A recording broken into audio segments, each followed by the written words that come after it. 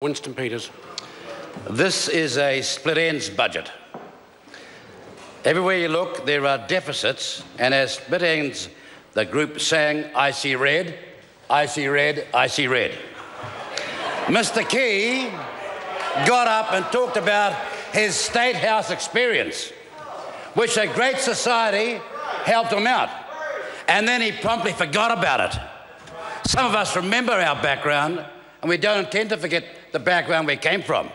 We know what poverty smells, tastes and feels like, and we don't pay it lip service of the type that those national backbenchers were saluting and clapping today. What did they do?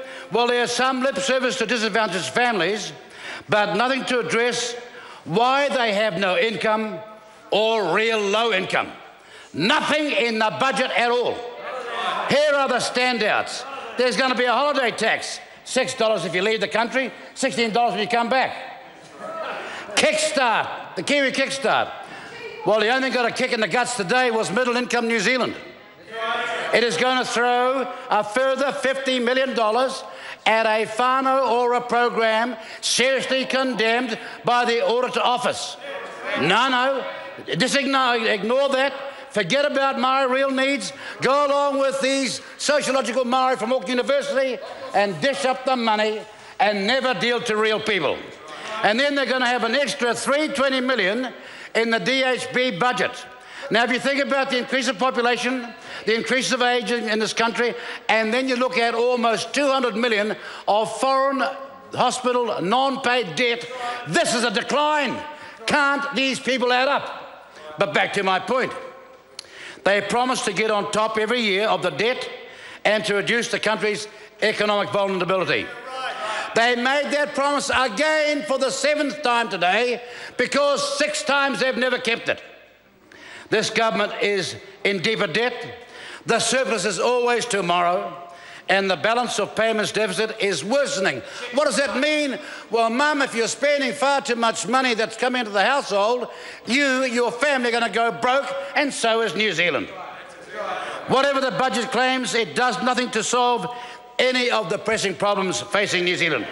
And what an hysterical rant from a Prime Minister.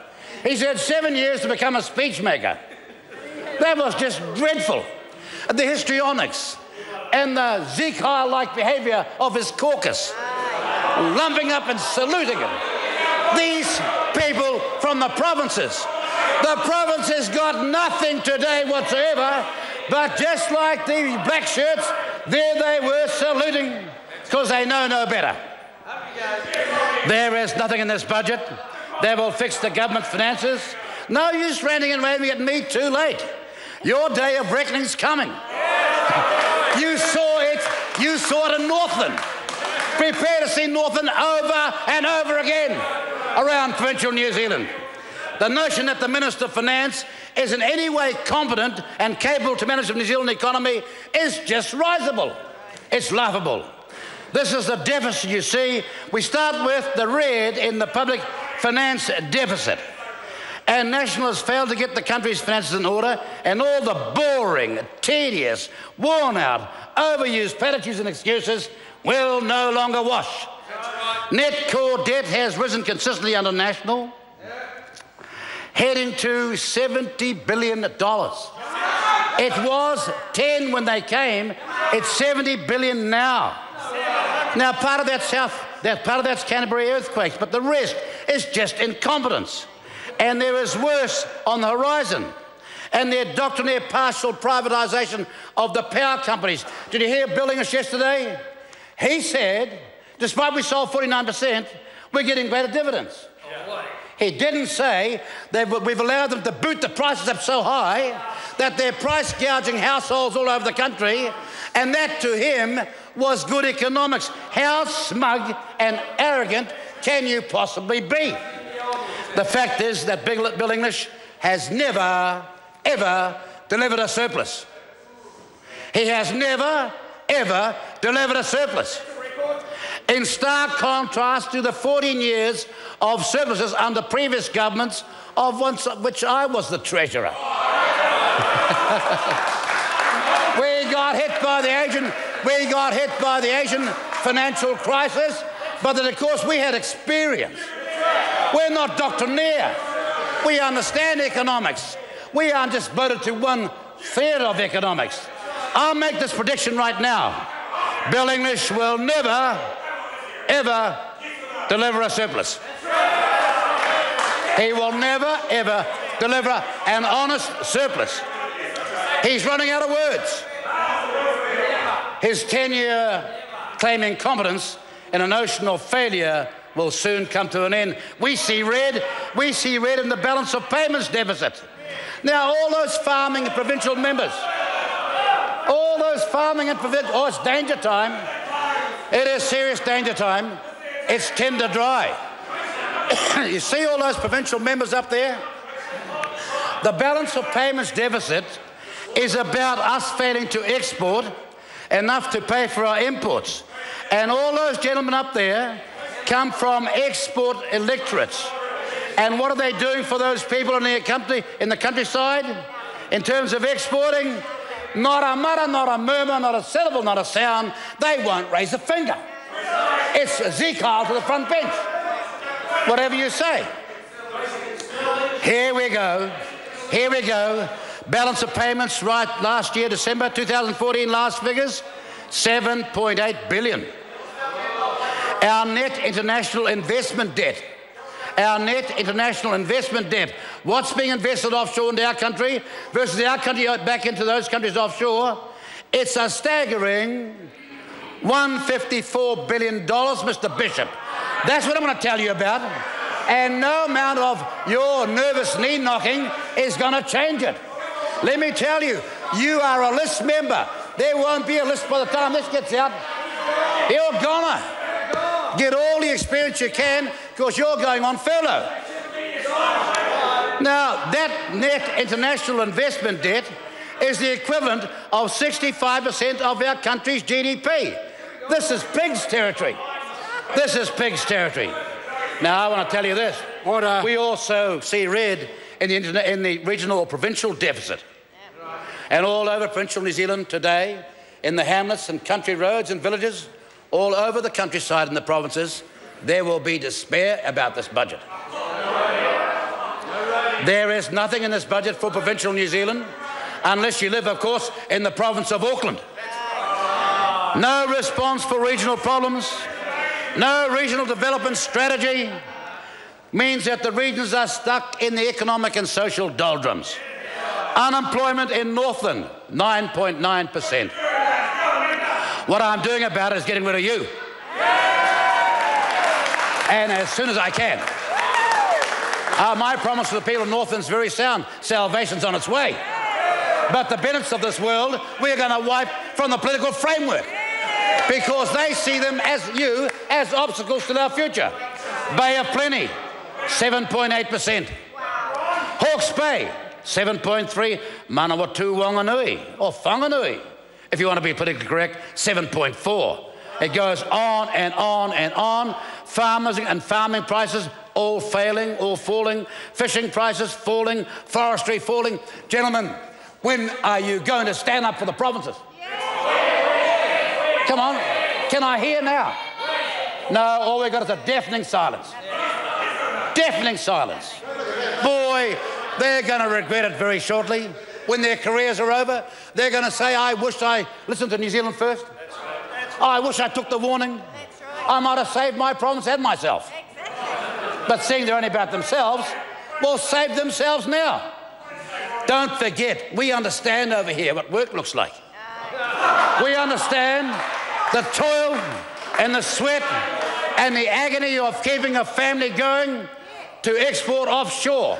These people bring money home to the family in New Zealand, and we should salute them, not jeer and laugh at them, not ignore them. Does the Reserve Bank Act reflect that? No. Paul Glass of Devon Funds Management pointed out recently, I quote him, New Zealand has some of the, listen to this, New Zealand has some of the highest real interest rates in the developed world, end of quotes. He went on to say this, what New Zealand First has been saying for years. Our interest rates, he said, have artificially pushed up our exchange rate, which is damaging the productive part of the economy, and New Zealand First says amen to that. But what are these people doing about it? When farmers are going to the wall, when they're going to the bank, 4 out of 10 will be in trouble. What will these provincial members do now from Hamilton? Nothing. The Bennetts. Nothing. Mr. Mitchell. Nothing. Dare I say it, the man from disclosed zombie town Whangarei. What's he going to do? Nothing. All those Maori members that know at the bottom of the economic heap lie there, people. You can't go around hobnobbing with these people over there for the fellowship. You're going to have to make a stand for your people, and as soon as possible. The productive part is the provinces, and National wantonly goes on abusing their loyalty. Will they change the monetary settings to help those provincial seats they represent? No, they won't raise a finger. The Salvation Army came out the other day about the incident of overcrowding, low incomes and unemployment in regional New Zealand, and some in the commentary were surprised. Look, the Prime Minister's full of promises. Recently he skunked back up to Northland, to the Bay of Islands, and he said this, that he was, quotes, going to actively work to regain your trust and confidence, end of quotes. And I said, I expect that to mean that it'll be in the budget. And so today, there I was going through all the budget, 10 two-lane bridges, the Puhoi to Wellsford Highway, ultra-fast broadband rollout, taxpayer-paid cell phone coverage, doing up the Auckland to Whangarei railway line, investing in the most obvious port in this whole country, Whangarei. Anything in the budget? No. Donuts. Nothing. He was going to actively work to regain your trust and confidence. Up north, we're not stupid. Oh, forgiving we have been for so long, but stupid we're not. We see red in the public services deficit. Look at this. The reality is that many New Zealanders are facing with having to go on the unofficial waiting list before they get on the official one in public hospitals. Everywhere the public services are being cut. Police numbers are capped at 2009, and they claim to be getting on top of crime, excepting if you get caught now, you get a warning. You don't get charged, only get a warning. Spending on police numbers have been capped since 2009. Write to the police and ask how many policemen and women frontline were on duty in any town, given town in this country, on any night, and they won't answer you. They say, we don't keep information in that form. Really? Oh, really? Well, what form do you keep it in? Because we'd like to know. For example, take the local police station at Ko'oko in North Hokianga. It's been closed, meaning there will be no police presence in the whole of North Hokianga. Just like that. Oh, I know what that means. I know what the minister's specialty is. The minister's specialty is rubbish, because he's got a rubbish house and he won't fix it up. And the family can't stay any longer. It is so bad, you wouldn't put a dog in it. Yes, it's rubbish, Minister, but get off your backside and do something for the first time. Don't sit there on your highly overpaid income, on your highly enhanced life, charisma-free as you are, and claim that you're doing something. Rubbish is the right word. It is rubbish. Will you fix it, Minister, rather than taking that essentially arrogant view so smugly portrayed by the National Party today? And it's no use the man from the woodwork lathe getting exciting either. We know that his tutelage with respect to Christchurch has been disastrous. He's now the Minister of Defence. He's now the Minister of Defence. He knows nothing about defence, of course, which probably qualified him for the job. Now we see red in the standard of living deficit. You see, here's the point. Under National, one thing is incontrovertible, inarguable.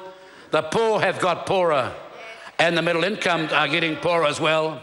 And many old and retired people are now stressed out as to how, if they keep on living, they're going to be able to afford to live.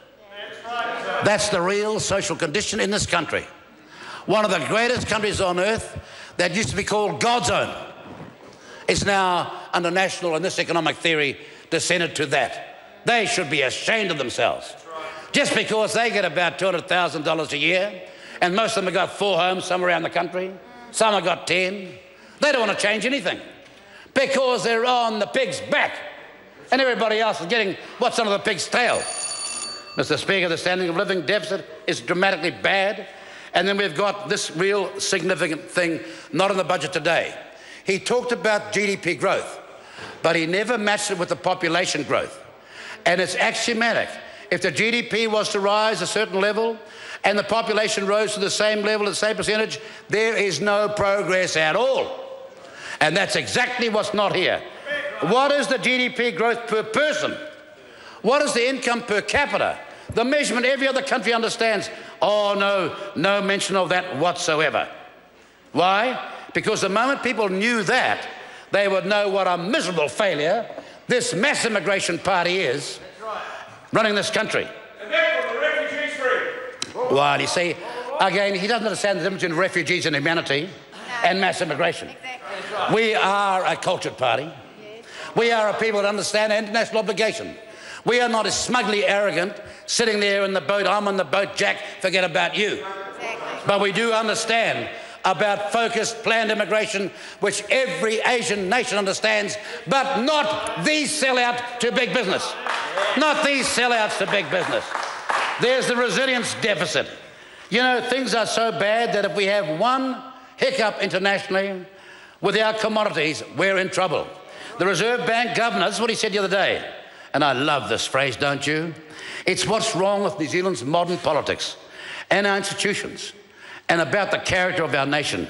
The Reserve Bank governor said on the 30th of April, house price inflation is elevated in Auckland. Yeah, that's true. Really, that statement is about as bleeding obvious as the Pope is a Catholic. Exactly. That's what he said. That's New Zealand's present problem, really, people closeted away with high incomes and salaries, many's on the taxpayers' back, failing to tell the country honestly what's going on.